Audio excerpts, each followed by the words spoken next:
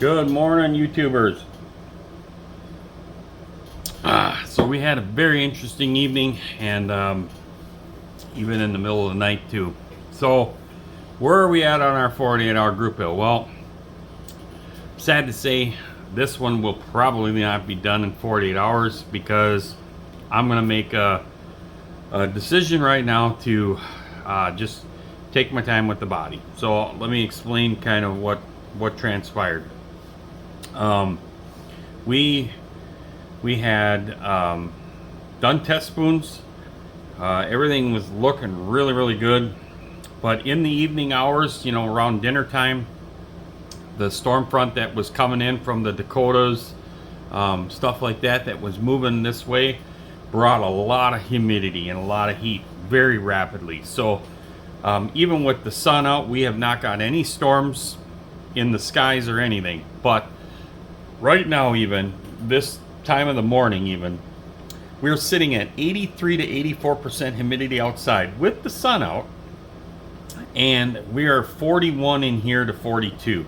So this air-conditioned shop is working overtime to try and get the humidity down. All it's doing at this point is trying to cool the water grains that are in the air, and those water grains are still floating around. So that's mistake number one. The clear is just not happy when I'm doing that, and we're using the Kido clear, just so that everybody's aware,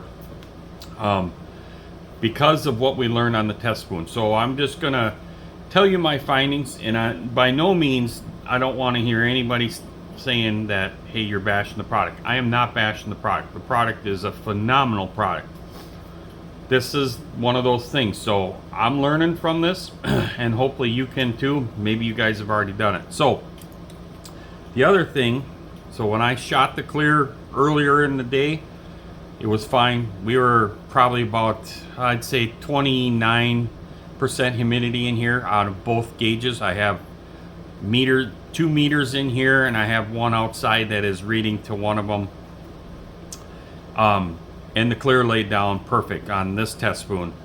So then I did another test spoon as well with this project, because I wanted to also see if I could shoot a 1K or a 2K clear down on this stuff, meaning the translucent paint by Kido.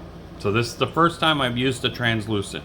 I've shot 1K and 2K very successfully on Kido on more of their base colors without any kind of chemical reaction or crazing.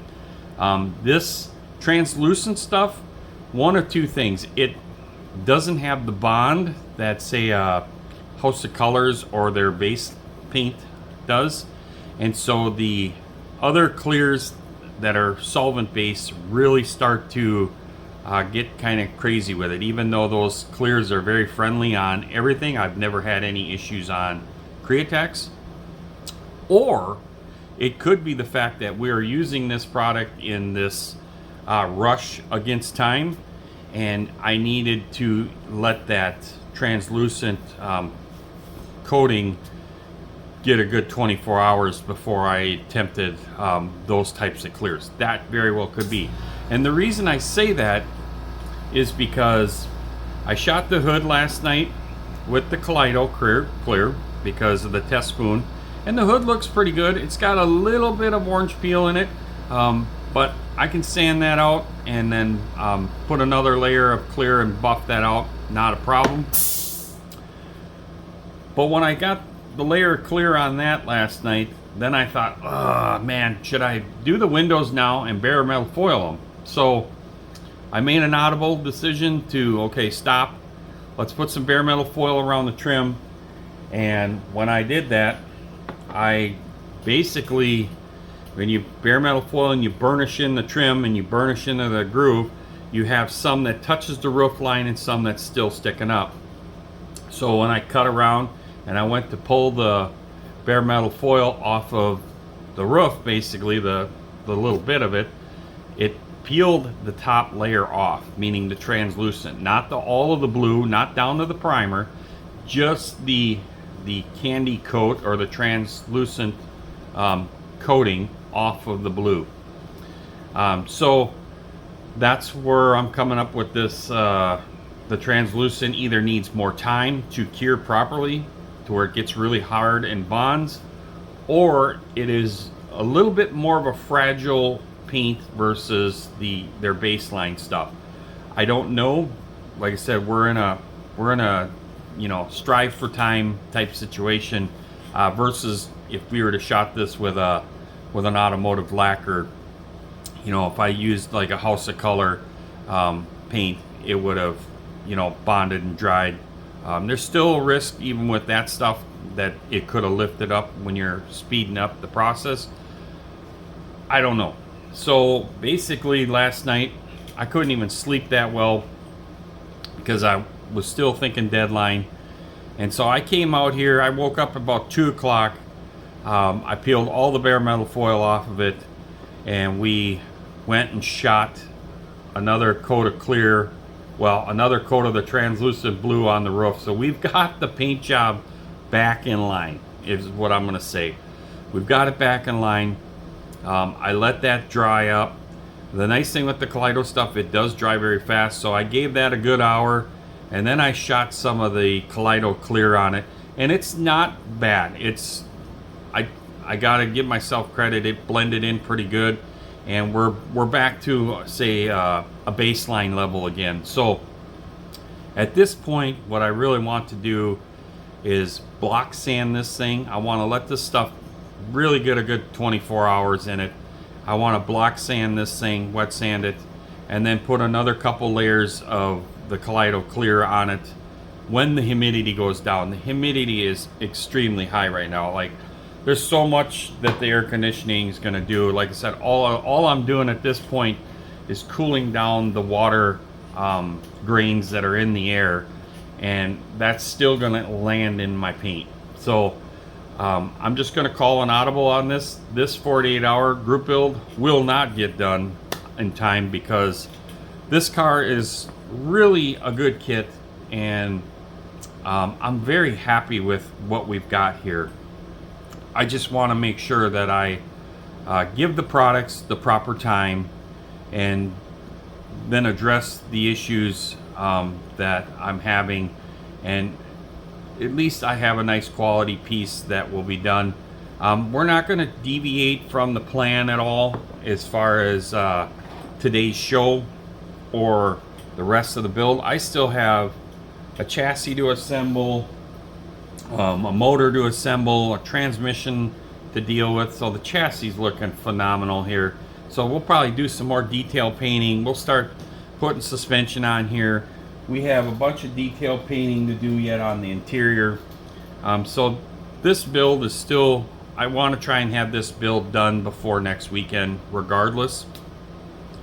Providing that we get some storms through this week to get rid of this. If we get this pushed out, then we'll be right on top of this. So as soon as I can, I'd say tomorrow, I'll be able to block sand this thing, and then it will be ready to go. And then once the humidity drops, we're going to shoot that clear. I even did a layer on the test spoon. I played with different reducers to try and see if that would screw around with kind of compensate with all the water grains in there, and it's just not. This, when you're dealing with an acrylic base, water-based product, it's different. So lesson learned, that's for sure. But I definitely want to do some other spoon samples and then let them cure longer before I put bare metal foil with the translucent colors. I'm going to I made some other videos about the translucent colors and the little air compressor that Gallery has sent me, and I'm hoping that these videos, once I publish them, will have more detail for people on how to properly use the product, to learn from my mistakes. And some people might be thinking, well, I ain't had any of those issues, and that may be so, but I'm telling you what I'm experiencing, and I'm not blaming the product at all. I'm blaming it on human error of how I'm using the product. And I think that it just needs more time and more proper time. And that's even with the Suzy Bake Oven. So this thing sat in there for quite a while to dry before I applied the decals. And then it sat in there for a good 4 hours trying to get all the Microsoft and Microsol solution out of the decals, the moisture out of the decals, before we even thought about putting clear on it. And then, like I said, I made the choice to then bare metal foil the window trim before I put the clear on there, and that's when all hell broke loose. So it is what it is. I still am a firm believer that this product is a phenomenal paint product. This translucent color might never be a layer that you can put bare metal foil on and then peel the scrap off. I don't know. I got to do more tests. There might be some of you guys out there going, "Man, I've never had that issue," and that may be so. But I can tell you that that is definitely what we've got here. It is what it is. Like I said, there was no sanding in between the base coat of blue versus the translucent blue. None of that.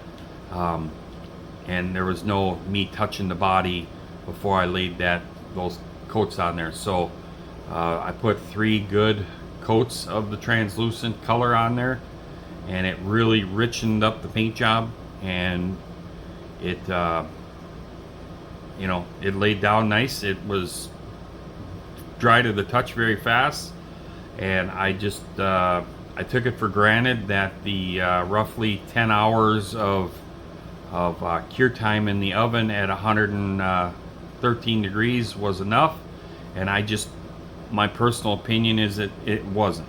And again, we're fighting the humidity and what water grains are in the air here, so it was still soft is what I'm getting at. So we're, like I said, we're fixed, which is good.